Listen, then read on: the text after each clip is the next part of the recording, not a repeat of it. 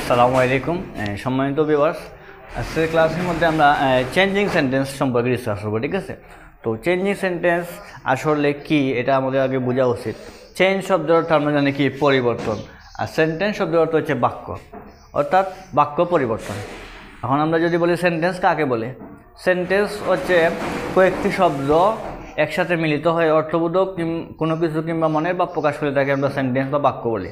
ঠিক আছে, তো সেন্টেন্স আমাদের প্রধানত দুই প্রকার, অ্যাফার্মেটিভ আর নেগেটিভ, হ্যাঁবোধক বাক্য আর নাবোধক বাক্য। আর অর্থ অনুসারে সেন্টেন্স হচ্ছে আমাদের 5 প্রকার: assertive sentence, interrogative sentence, imperative sentence, objective sentence, আর হচ্ছে আমাদের এক্সক্লেমেটরি সেন্টেন্স। ঠিক আছে, আর গঠন অনুসারে সেন্টেন্স হচ্ছে 3 প্রকার। কি সিম্পল, কমপ্লেক্স আর হচ্ছে কম্পাউন্ড, সরল বাক্য, জটিল বাক্য আর হচ্ছে মিশ্র বা যৌগিক বাক্য। ঠিক আছে, যাই হোক সেটা ভিন্ন বিষয়। তো আমরা আজকে চেঞ্জিং সেন্টেন্স এইগুলো আমাদের একদম 6 থেকে 9, 10 কিংবা ইন্টারমিডিয়েটের জন্য কিন্তু আমাদের এগুলো ইম্পর্টেন্ট আছে। ঠিক আছে, তো এই যেগুলো ফার্স্ট এক্সাম্পল আমি আজকে লেখছি এখানের মধ্যে সবগুলোই কিন্তু নেগেটিভ করতে হইব। অ্যাফার্মেটিভ সেন্টেন্সের মধ্যে আছে, অর্থাৎ হ্যাঁ বোধকে আছে আমাদেরকে না বোধকে বানাইতে হইব। ঠিক আছে, তাইলে প্রথম যে সেন্টেন্সটা আছে এটার অর্থ কি? Only he can do the work. এর মানে কি? শুধু সে কাজটি করতে পারে, শুধু সে কাজটি করতে পারে। এর মানে এটা হ্যাঁ বোধক আছে, কি আছে? তাইলে আমরা একটা রুলস জানি কি, অনলি দ্বারা যদি ব্যক্তি বোঝায়, অনলি দ্বারা ব্যক্তি বা কোনো মানুষ যদি বোঝায়, এর পরিবর্তে কি বসে? None but. কি বাট? আর অনলি দ্বারা যদি বস্তু বোঝায়, অনলি দ্বারা বস্তু বা জিনিস বোঝায়, তখন অনলির পরিবর্তে কি বসে? Nothing but. Very good. আর অনলি দ্বারা যদি সংখ্যা বোঝায়, কি বোঝায়? অনলি দ্বারা সংখ্যা বোঝায়, তখন অনলির পরিবর্তে হয় নট মোর দেন। ঠিক আছে, তাইলে প্রথম যে সেন্টেন্সটা দিলাম only he can do the work, শুধুমাত্র সে এই কাজটি করতে পারে, এটা ব্যক্তি বুঝেছে। কি বুঝেছে? তাইলে যদি ব্যক্তি বুঝায় অনলির পরিবর্তে কি ব্যবহার করবো? None but. আর অনলি যার জায়গায় আছে এই জায়গার মধ্যে শুধুমাত্র নান বাট হইব, বাদ বাকি সব অপরিবর্তিত পাবো, কোনো চেঞ্জিং হইতো না। ঠিক আছে, তাহলে এখানে লেখো কি, none but he can do the work. বুঝতে পারছো? এখন দেখো কি লিখলাম, হি লাইকস অনলি আইসক্রিম। এখানে দেখো হি আছে, হি লাইকস অনলি আইসক্রিম, শুধুমাত্র সে আইসক্রিম পছন্দ করে। কি পছন্দ করে? আইসক্রিম হচ্ছে বস্তু, সে শুধুমাত্র আইসক্রিম, মানে বস্তুটার গুরুত্ব দেওয়া হয়েছে বেশি, শুধুমাত্র সে আইসক্রিম পছন্দ করে। তাহলে বস্তু যদি বোঝায় অনলির পরিবর্তে কি হইব? Nothing but. তাহলে এখানে গুরুত্ব দেওয়া হয়েছে বস্তু, ব্যক্তিটা গুরুত্ব দেওয়া হয়েছে না। ঠিক আছে, যার কারণে এই যেখানে তোমার অনলি আছে এই জায়গার মধ্যে কি হইব?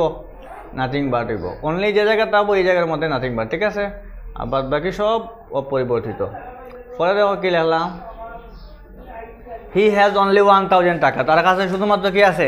1000 টাকা আছে। 1000 এই জিনিসটা কি? 1000 এই জিনিসটা কি? ব্যক্তি না বস্তু না সংখ্যা?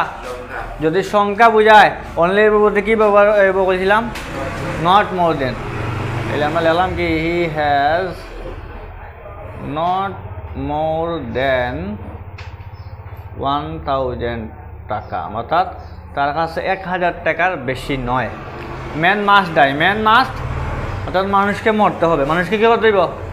কোরআনের মধ্যে, আল কোরআনের মধ্যে একটা আয়াত আছে, কুল্লু নাফসিন যায়িকাতুল মাউত, অর্থাৎ প্রত্যেক প্রাণীকে মৃত্যুর স্বাদ ভোগ করতে হবে। ঠিক আছে, আমরা একটা রুল জানি, মাস্ট থাকলে এর পরিবর্তে কি বসে? ক্যান নট বাট বসে। কি বসে? মাস্ট যদি থাকে আর এটা নেগেটিভ করতে হয়, তাইলে মাস্টের পরিবর্তে কি লিখবো? ক্যান নট বাট লিখবো। ঠিক আছে, তাইলে আমি লিখলাম কি, man can not but die. এখন যদি এটা আমরা এখন কি হইল? নেগেটিভ হইল। এখন যদি man can not by but die দিয়ে যদি আমাকে ব্র্যাকেটের মধ্যে লেখা অ্যাফার্মেটিভ করতে হয়, তখন কী হয়ে লিখবো? উত্তরটা এরকম হয়ে যাবো, উল্টা হয়ে যাবো। ঠিক না? তখন ম্যান ক্যান নট বাটের জায়গায় গেলে মাস্ট লিখবো। বুঝছো?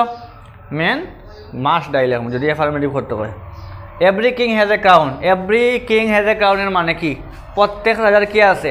মুকুট আছে। কি আছে? তো রাজার মুকুট থাকে না নি? আমরা একটা রুলস জানি, এভরি থাকলে এর পরিবর্তে দেয়ার ইজ নো বসে। কি বসে?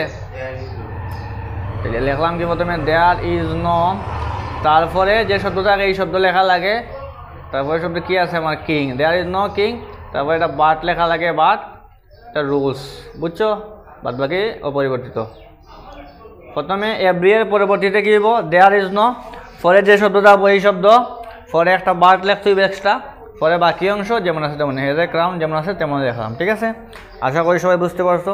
যারা এখন আমাদের ইউটিউব চ্যানেলের মধ্যে নতুন, ফেসবুকের মধ্যে নতুন, তারা ফলো দিবা, সাবস্ক্রাইব করবা।